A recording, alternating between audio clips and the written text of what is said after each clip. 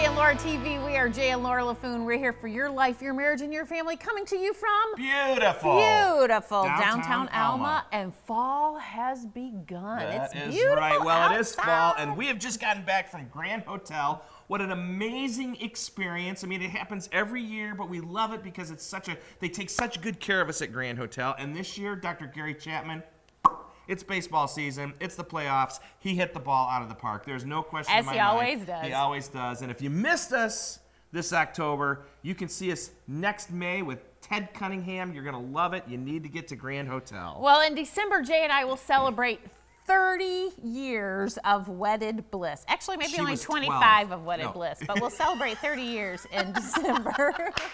This is true. There were 5 really rough But years.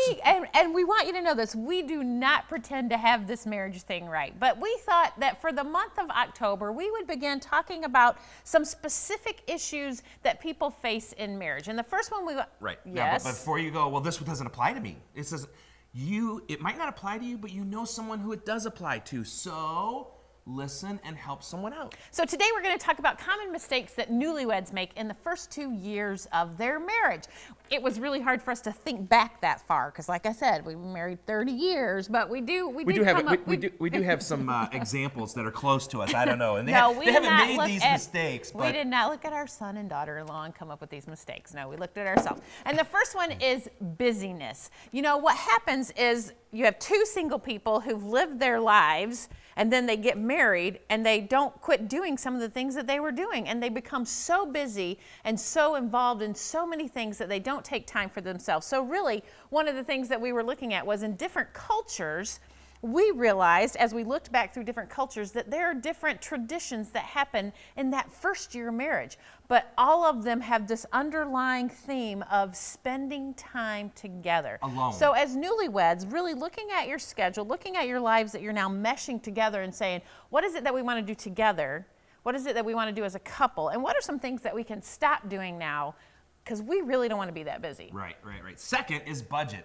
Money. We have to talk about money because it is always an important thing. It took Laura, no lie, over 10 years to understand what it means to budget. And this was a big struggle in our marriage, not just for the first 2 years, but really the first 10 years. But budgeting is so important. And there's one reason why making a budget is important, because it frees you up.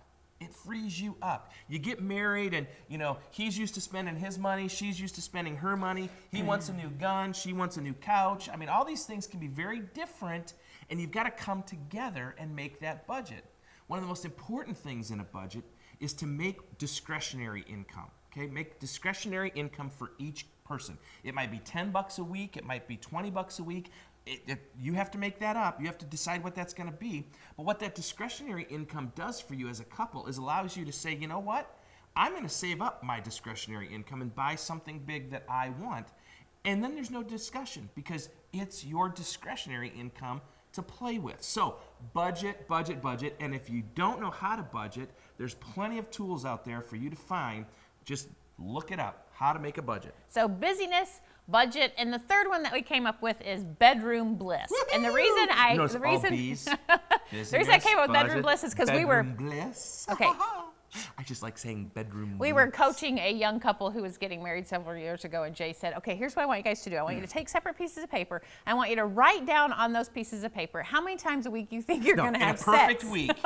How many times would you have sex? And they both wrote down the exact same number. They So wrote down we the knew same number. They had talked about it. They wrote down the number 10. I started laughing. I'm like, seriously? In a perfect You week? realize That would that's be a like lot. heaven. But what happened? No, what I said to him, remember what I said to him? I said, listen, Call when me that when week that comes, happens. you got to let me know. We haven't heard from him since. But It's been anyway. like 10 years.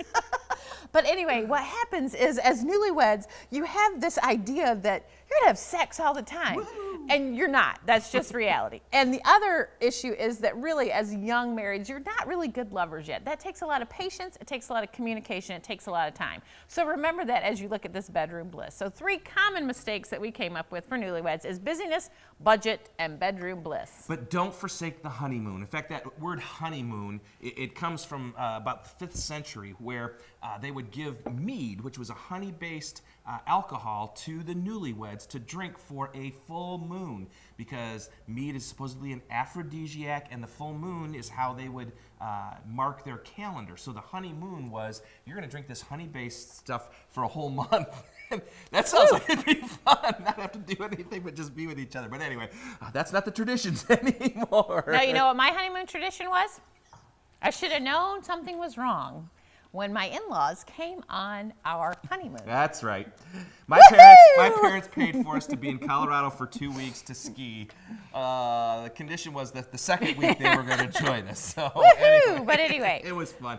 But hey, we are Jay and Laura LaFoon. Find a newlywed in your life. Tell them about the 3 B's: busyness, budget, and bedroom bliss. Help them understand that they're making a life together. We're Jay and Laura LaFoon. We're here for your life, your marriage, and your family. We'll see you next week.